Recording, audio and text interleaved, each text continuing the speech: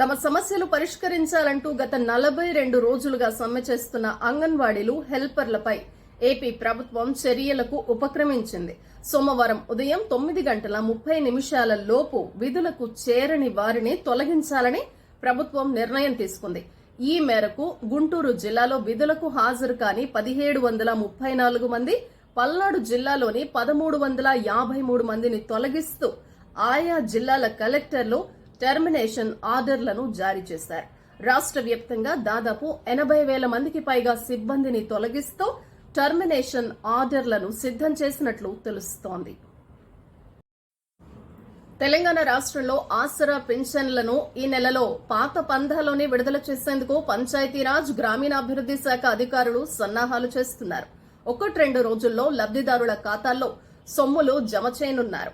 ప్రస్తుతం సాధారణ పింఛన్ 2,016 రూపాయలు, దివ్యాంగ పింఛన్ 3,016 రూపాయలు వస్తోంది. కాంగ్రెస్ పార్టీ అధికారంలోకి వస్తే సాధారణ పింఛన్ 4,000, దివ్యాంగ పింఛన్లు 6,000 చేస్తామని ప్రకటించింది. ఆ హామీ ఎప్పటి నుంచి నెరవేరుతుందనే స్పష్టత లేనందున పాత తరహాలోనే పింఛన్లను విడుదల చేయనున్నారు.